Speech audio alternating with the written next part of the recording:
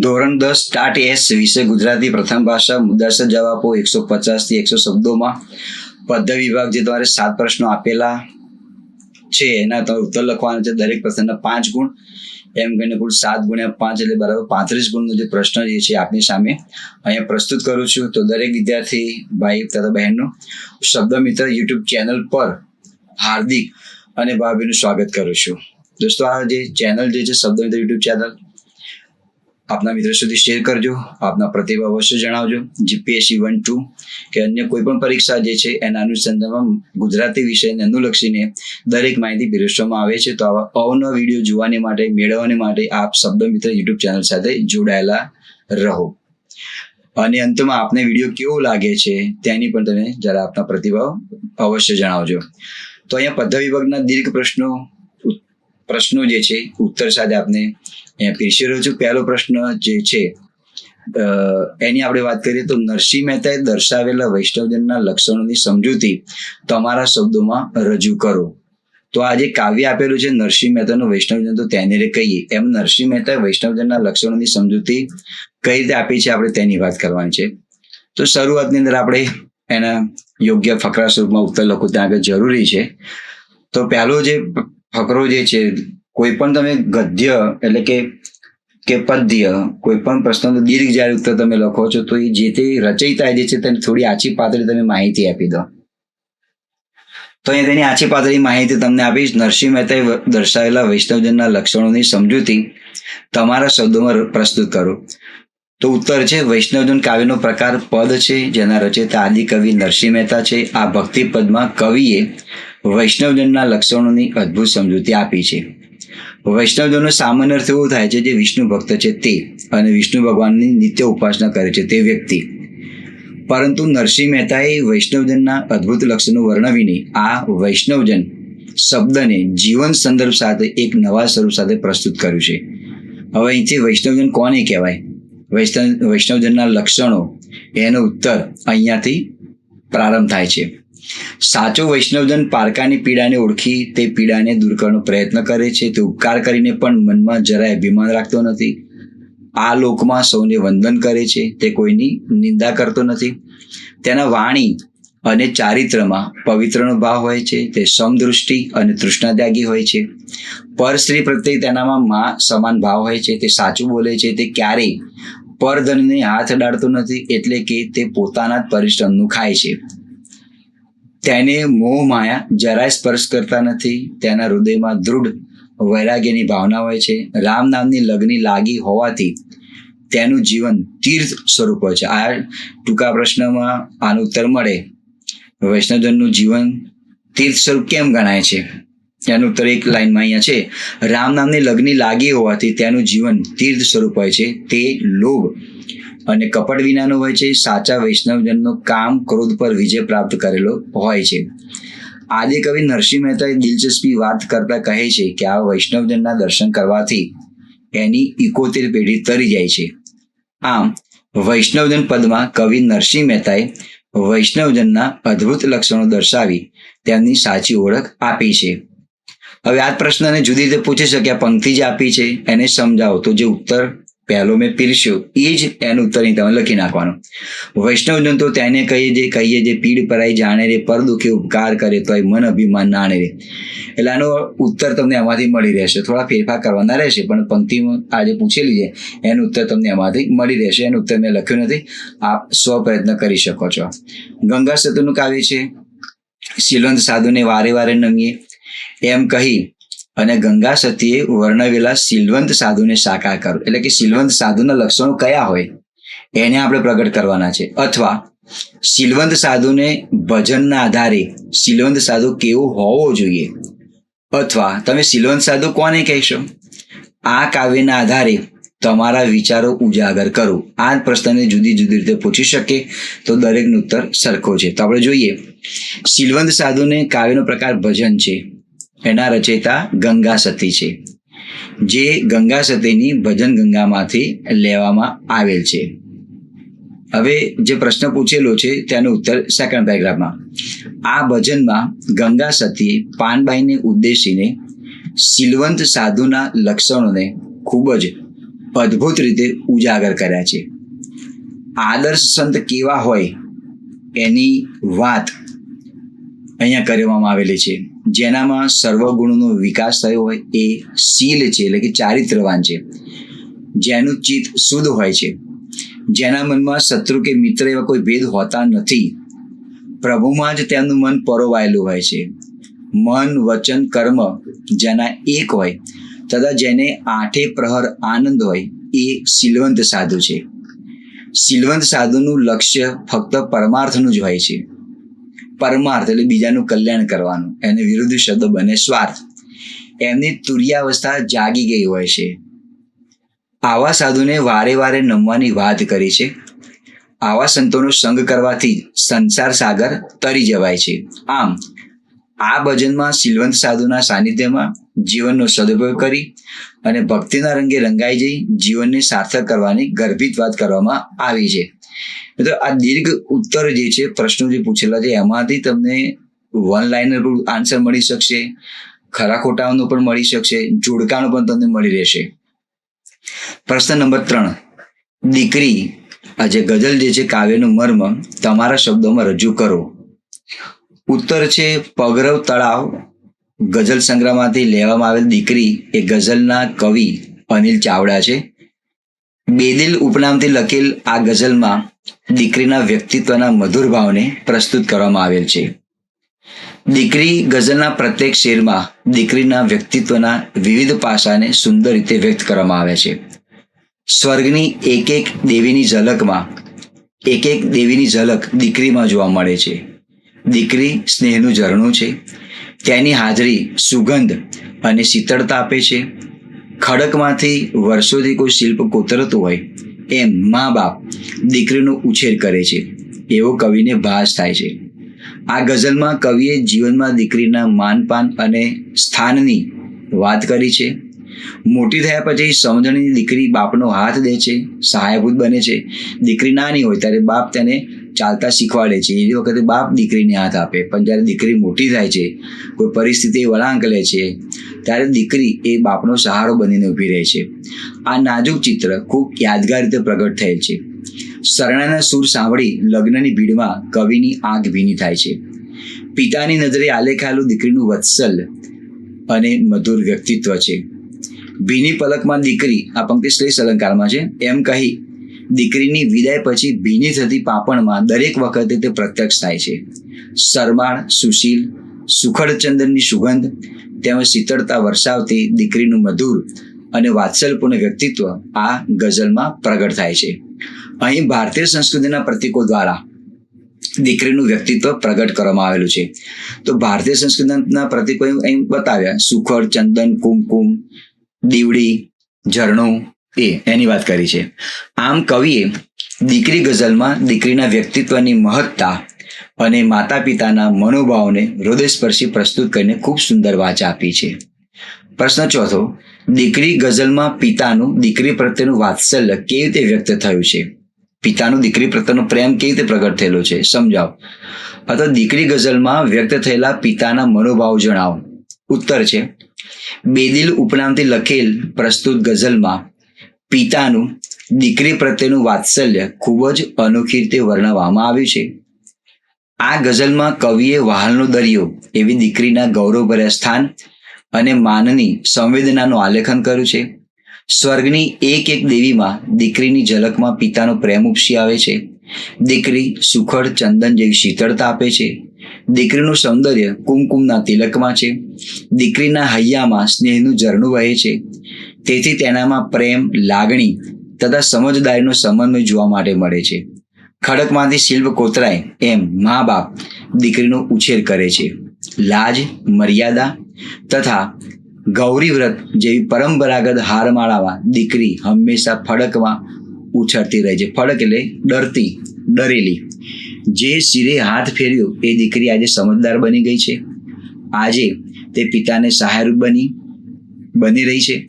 આવી દીકરીને કેમ કહીને ભૂલી શકાતી નથી, એટલે કે કેમે કહીને ભૂલી શકાતી નથી. શરણાઈના સૂરમાં પણ પિતાની આંખો ભીની થઈ જાય છે. એ ભીની પલકમાં પિતાને દીકરી પ્રત્યક્ષ સ્વરૂપે દેખાય છે. તમને એવું આ પ્રશ્નનો ઉત્તર વાંચતા કદાચ એવું પણ લાગે કે આ એકની એક વાતનું અહીંયા પુનરાવર્તન થઈ રહેલું છે અને જરૂરી છે, કારણ કે જો તમે એકની વાત એ અમુક બાબતને પીરશો નહીં તો એ જે પ્રશ્ન પૂછેલો છે એના ઉત્તરને યોગ્ય ન્યાય ન મળે. કારણ કે આ જે ગઝલ જે છે, કોઈ નવલિકા છે, કોઈ પાઠ છે, ઘણો સંક્ષેપ હોય છે. એટલે અમુક પ્રશ્ન પૂછેલો હોય એના ઉત્તરને ઘણીવાર આપણને પુનરાવર્તન થતું જોવા માટે મળતું હોય છે. વાક્ય રચનામાં થોડું પરિવર્તન જોવા માટે મળે. આમ વહાલી અને મીઠડી દીકરીના માનપાન અને સન્માન હંમેશા પિતાના હૃદયમાં ગૌરવ ભર્યા રહેવાના છે. પ્રશ્ન 5. કવિ પોતે ગુજરાતી હોવાનું ગૌરવ કયા કારણોસર અનુભવે છે? અથવા હું એવો ગુજરાતી, ગુજરાતના મહિમાનું વર્ણન કરતા કાવ્યમાંનું એક વિશિષ્ટ કાવ્ય છે એવું સાથે કહી શકાય.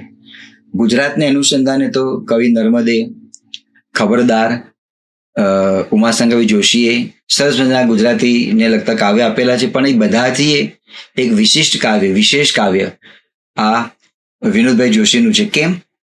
એના આધારે પ્રશ્ન પૂછેલો છે. ઉત્તર છે ડોક્ટર વિનોદ જોશી રચિત હું એવું ગુજરાતી કાવ્ય ગુજરાતની મહિમાનું વર્ણન કરતા કાવ્યોમાંનું એક વિશિષ્ટ કાવ્ય છે. આ કાવ્યમાં કવિ પોતે ગુજરાતી હોવાના ગૌરવથી ગીત રચનાનો પ્રારંભ કરે છે. પોતે ગુજરાતી છે ને એમને એક ગર્વ છે અને ત્યાંથી ગીત રચનાનો પ્રારંભ કર્યો. હું એવો ગુજરાતી. પ્રથમ પંક્તિ જે છે, ગુજરાતને પ્રકૃતિએ રળિયામણું બનાવ્યું છે.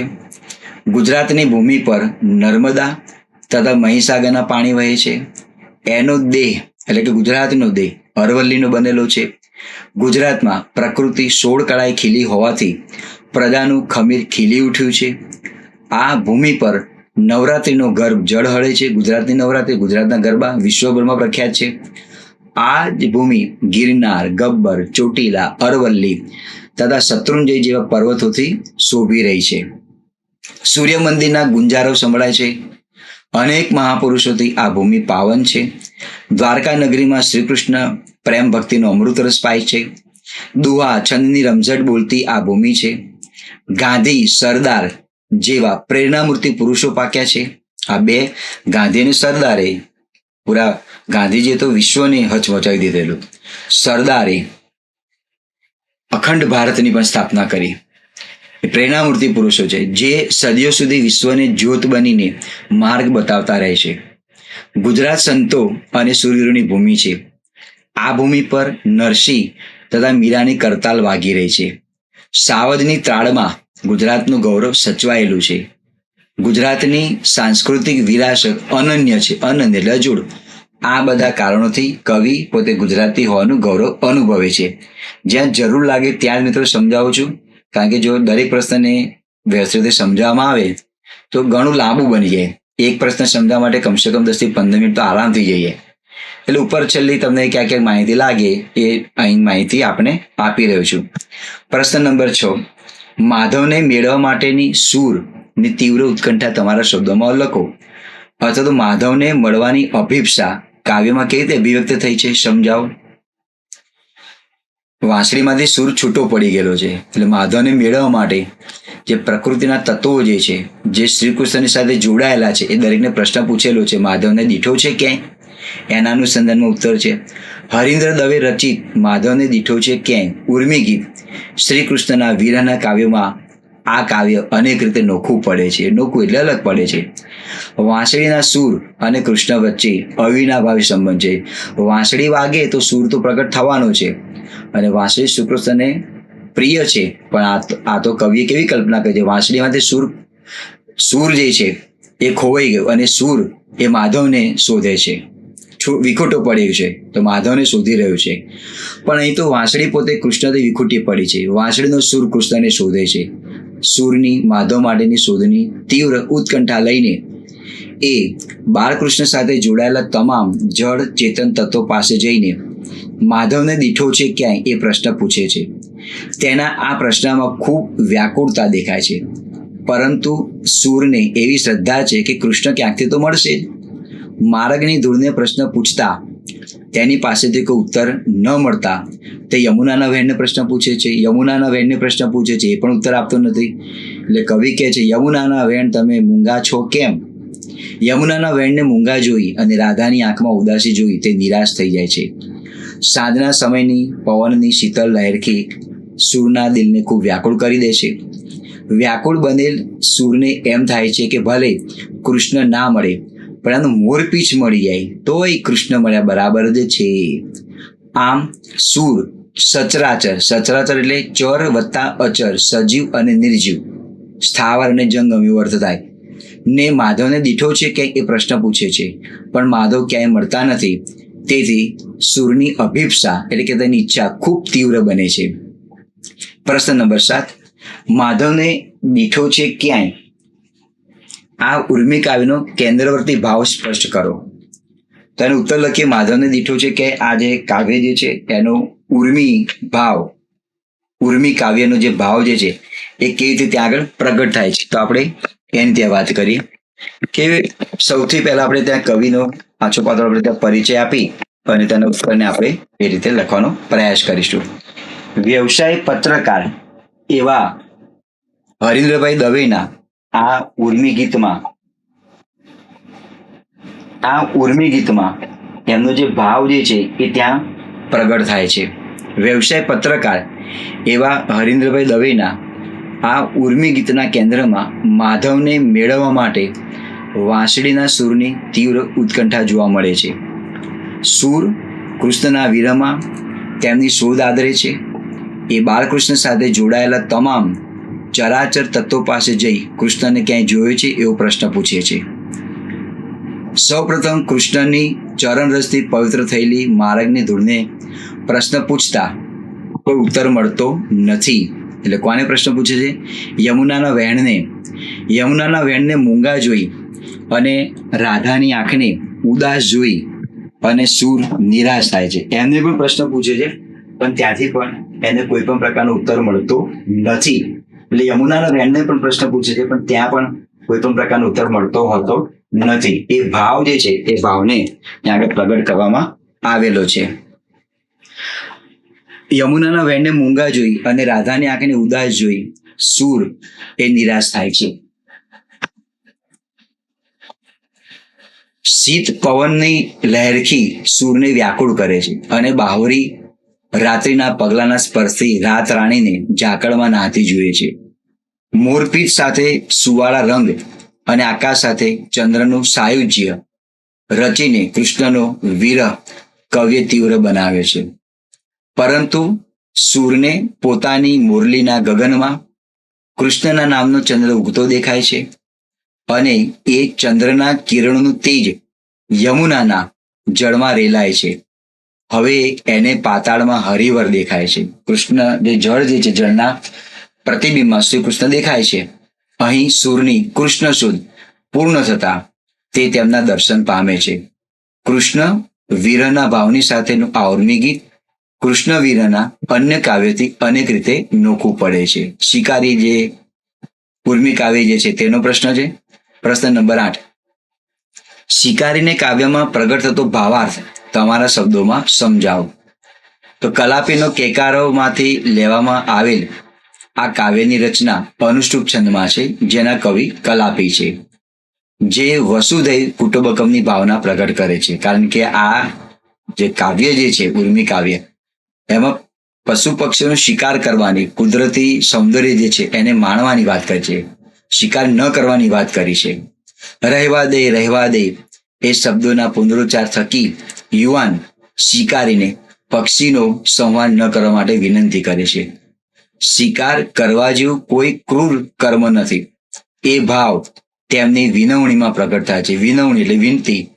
આ આખું વિશ્વ સંતનો આશ્રમ છે.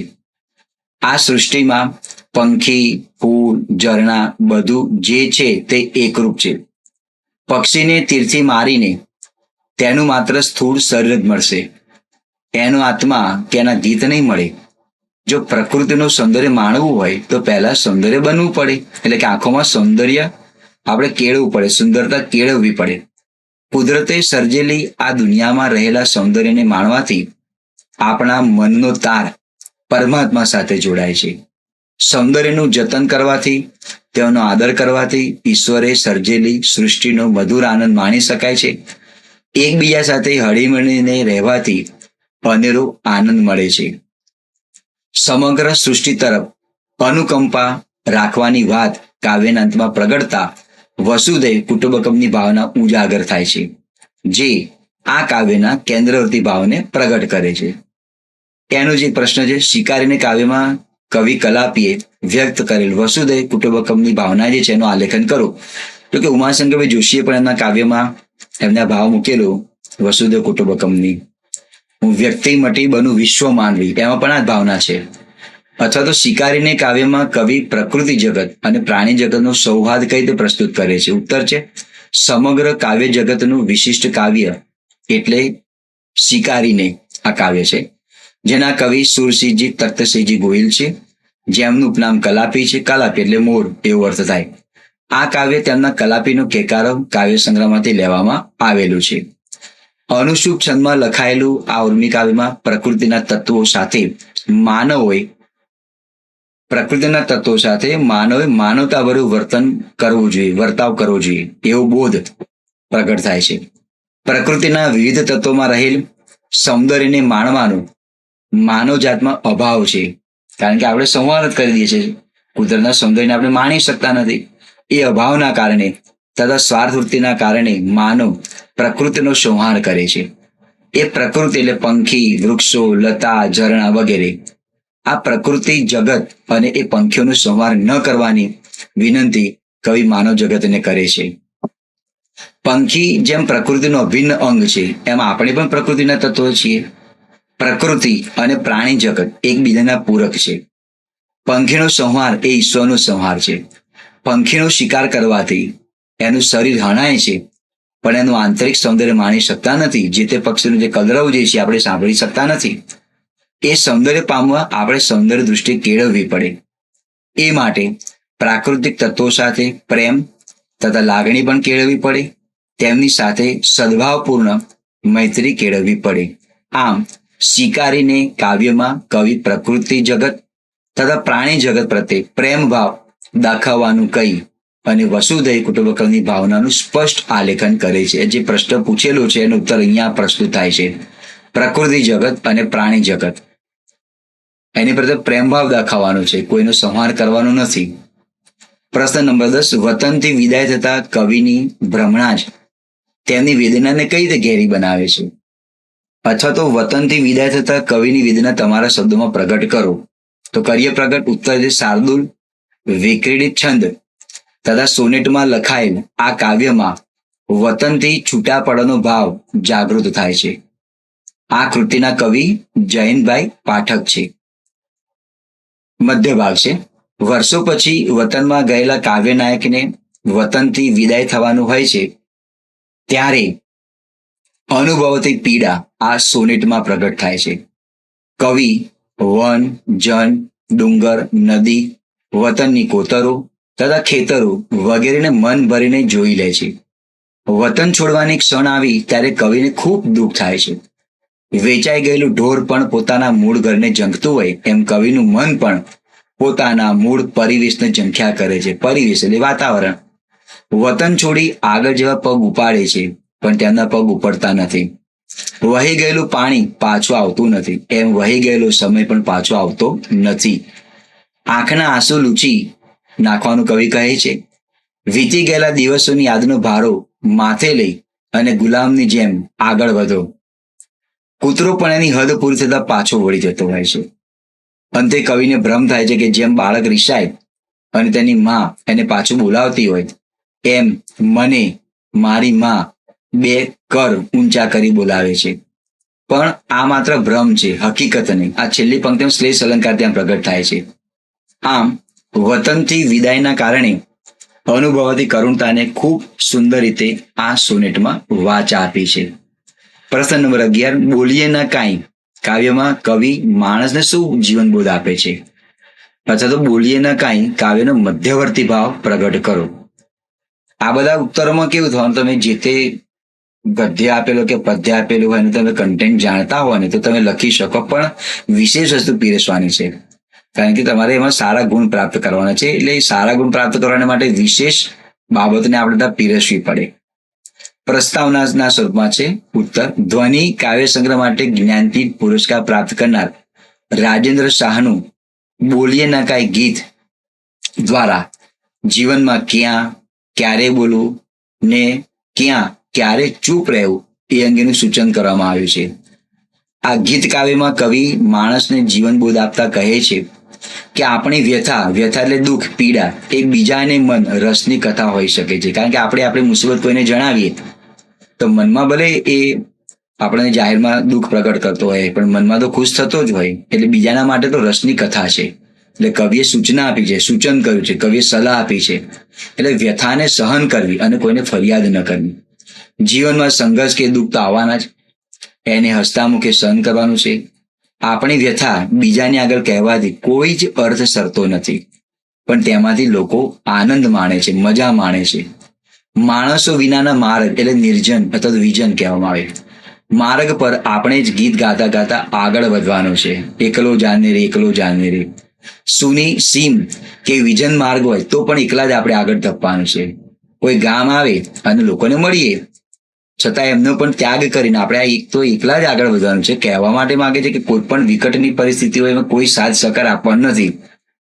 એ જે કઈ વિકટની સ્થિતિ આવી છે તેનો મુકાબલો કરી તેનો સામનો કરીને આપણે એકલા જ આગળ વધવાનું છે. કોઈના ભરોસે બેસી ન રહેવાય એવો પણ ભાવ ત્યાં આગળ પ્રગટ થાય છે.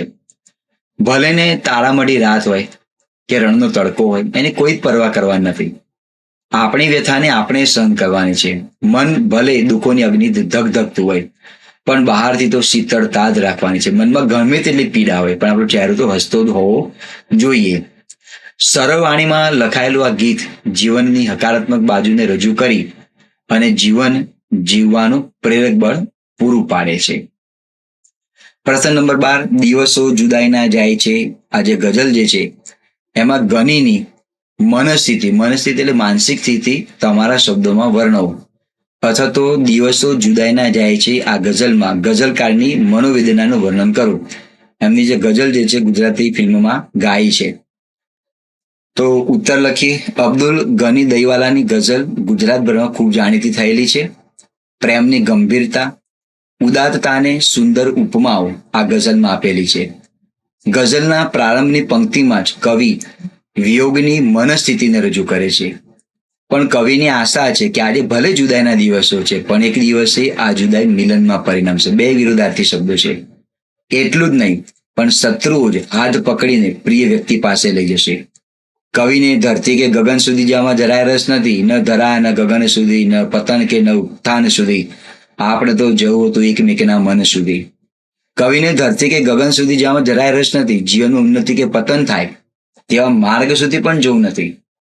તેમને તો દૂર દૂર જવા કરતા બીજા માણસના મન સુધી પહોંચવું છે. કવિ ઈશ્વરને પ્રાર્થના કરે છે કે તમે રાખના રતન સમા છો. એમના આંસુ વ્યર્થ ન જાય એ તમારે જોવાનું છે.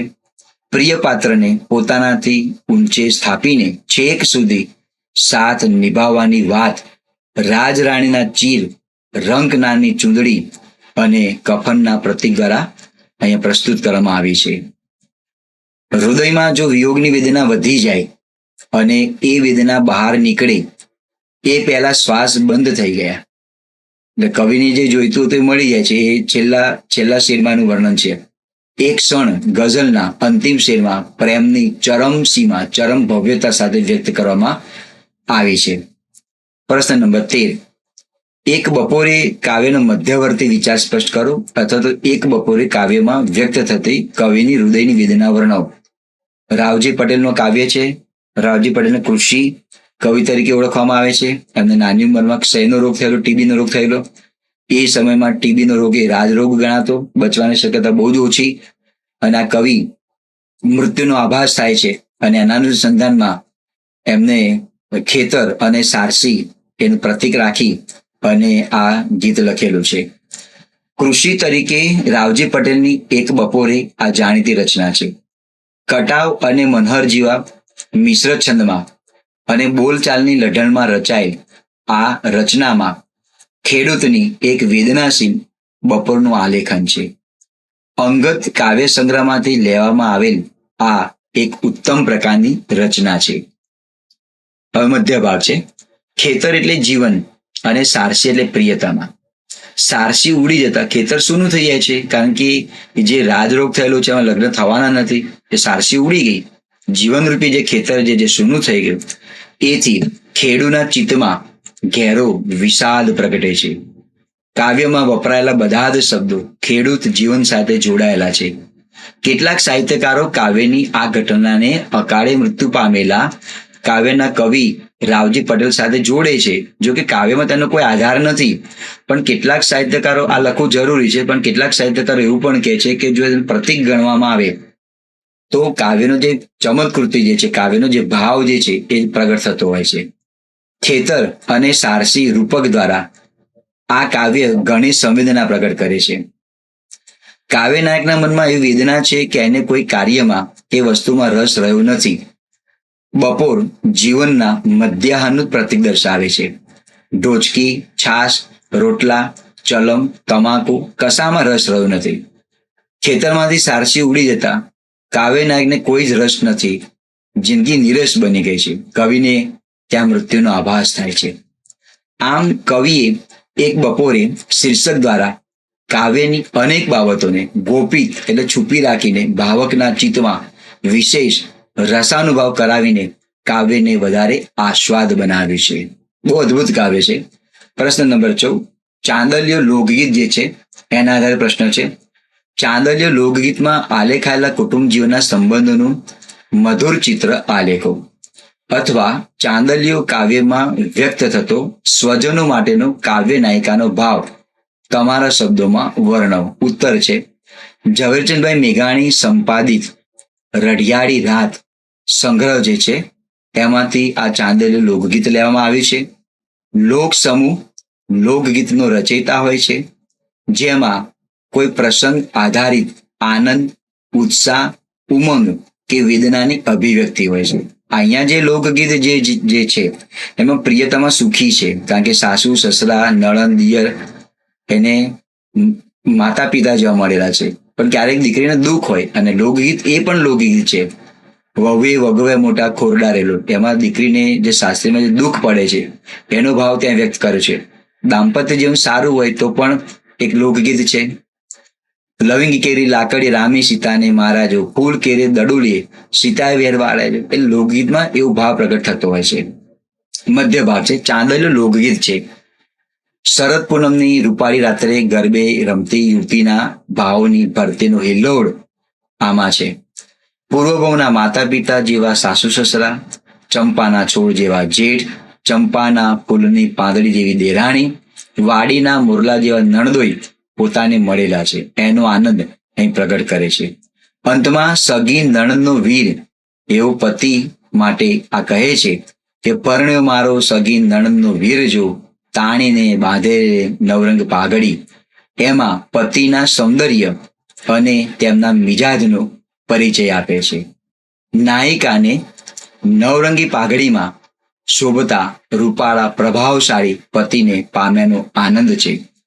આ સર્વ સુખને કારણે યુવતી અનુભવે છે કે ચાંદો પોતાના ચોકમાં ઉગ્યો, એટલે તેનું શીર્ષક ચાંદલિયો છે, અને સુખાકારી વાતાવરણ સર્જાયું. તેનું મધુર વર્ણન કાવ્ય નાયિકા તેની સખી પાસે કરે છે. તદુપરાંત કાવ્ય નાયિકા તેની સાસરીમાં સુખી છે તેનું પણ અણસાર પરોક્ષ રીતે આ લોકગીતમાં આપે છે. કુટુંબ જીવનના સંબંધોનું મધુર ચિત્ર આ લોકગીતમાં આલેખવામાં આવેલું છે. આ પ્રશ્નને જુદી રીતે પૂછે, 2 ગુણનો, 1 ગુણનો હોય કે કોઈ પણ રીતે તમને આમાંથી ઉત્તર તમને મળી રહેશે, એ તમે ધ્યાનમાં રાખજો. અંતિમ પ્રશ્ન છે દોહા છંદ અને મુક્તકમાંથી લેવામાં આવેલો છે. તો પ્રશ્ન છે મુક્તક એટલે શું?